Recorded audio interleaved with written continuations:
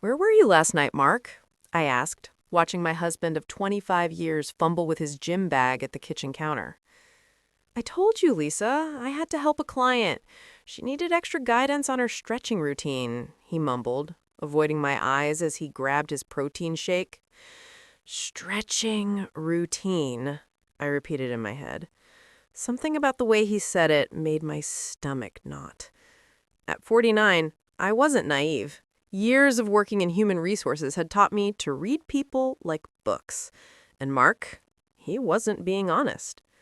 Eyes darting, throat clearing, and that smell. Vanilla perfume. Not mine. Definitely not mine. 3 nights this week, Mark? Must be really popular at FlexFit, I said, stirring my coffee deliberately slow, like I had all the time in the world. He smiled, that same charming smile I'd fallen for decades ago. But now it felt hollow, empty, mechanical.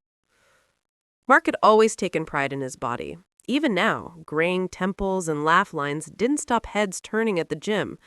But lately, it wasn't just heads turning, it was younger heads. And his excuses were thinner than tissue paper. "You know how it is. Summer's coming. Everyone wants to look good," he said, kissing my forehead in that automatic, almost robotic way. "Besides, the extra money helps with the house." I watched him leave, truck rumbling down our Phoenix driveway. Desert sun blazing at 8 a.m., another scorching day on the horizon. And he was humming. Mark never hummed unless he was genuinely happy about something. And it wasn't about our conversation. That evening, I decided to do some detective work of my own. While he showered, I slipped outside to his truck. The Arizona heat radiated off the metal, burning my hands. I pushed through and opened the driver's side door. Inside, the smell. His cologne, yes, but layered with something sweeter, distinctly feminine. I ran my hands under the seats, through the glove compartment, looking for any clue. And there it was, a small tube wedged under the driver's seat. Personal lubricant, the expensive kind, the kind we hadn't used in years. Our intimacy had gone dry like the desert outside. My hands trembled, evidence in hand, proof of everything I had feared. Sitting in the car, I replayed the signs I had ignored. The sudden obsession with protein supplements, long showers, mysterious phone calls, extra laundry.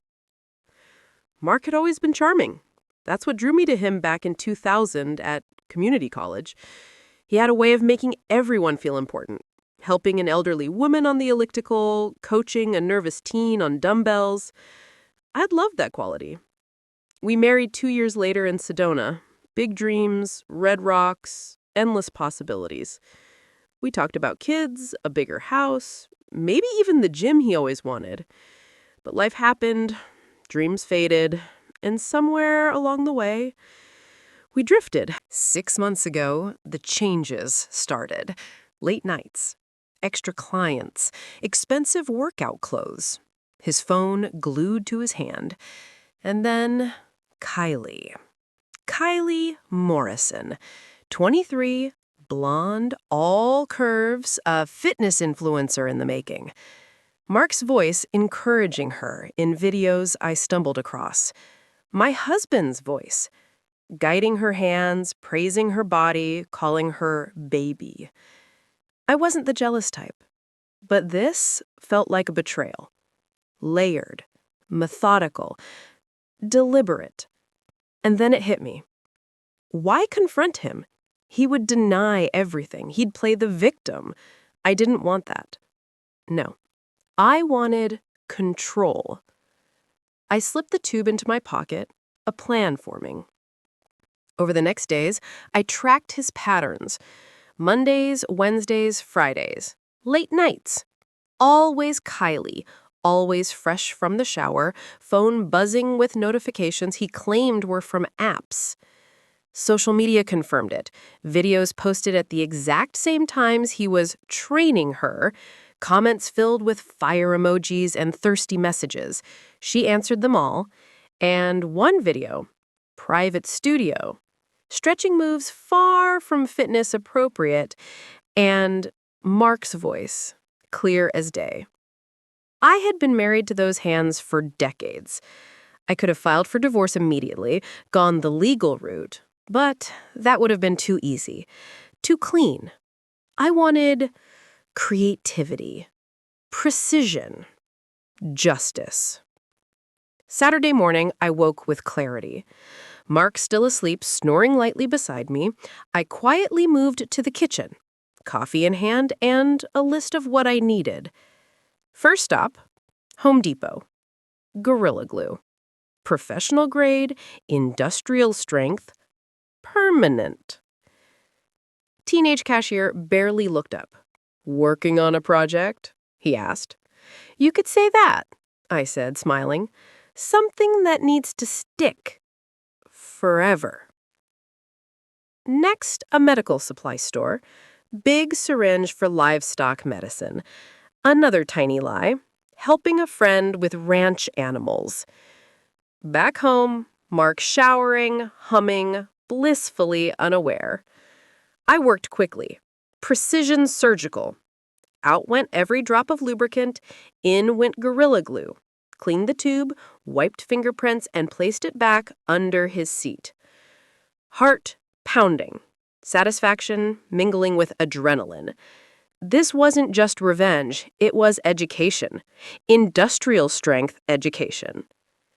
Mark emerged, hair styled, cologne on, new gym clothes pristine. I asked, "Big session today?" Innocently.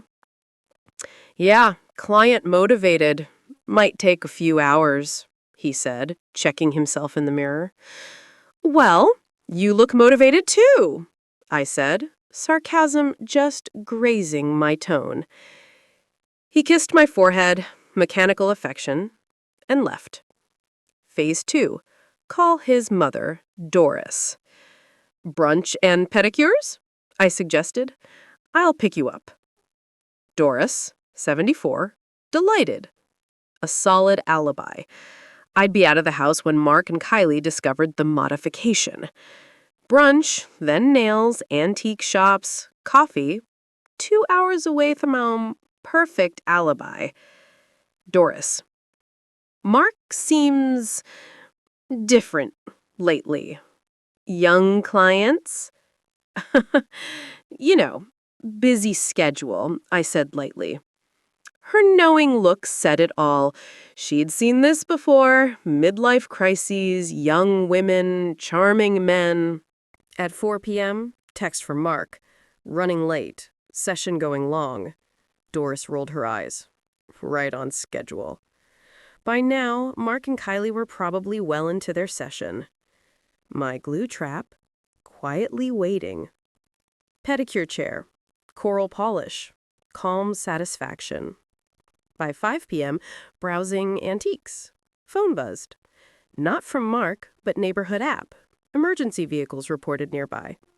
"Fire trucks?" I asked, neutral tone. Turns out someone got stuck.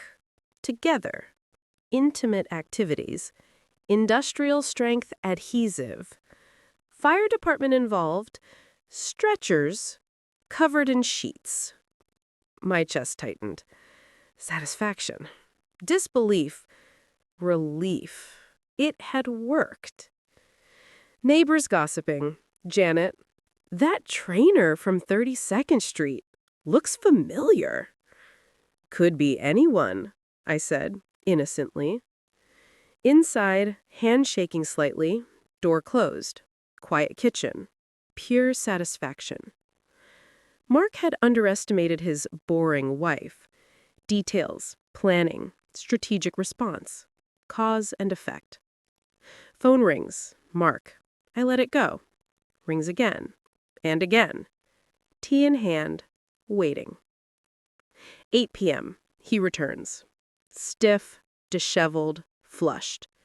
Panic barely contained. "Hey, how was your day with Mom?" "Wonderful," I said, calm. "Brunch, nails, antiques. Very relaxing." "How was your training session?" "Emergency," he said, hesitating. "Had to cut it short." "Emergency?" I asked with perfect concern. "Hope your client's okay." "Minor accident. Nothing serious."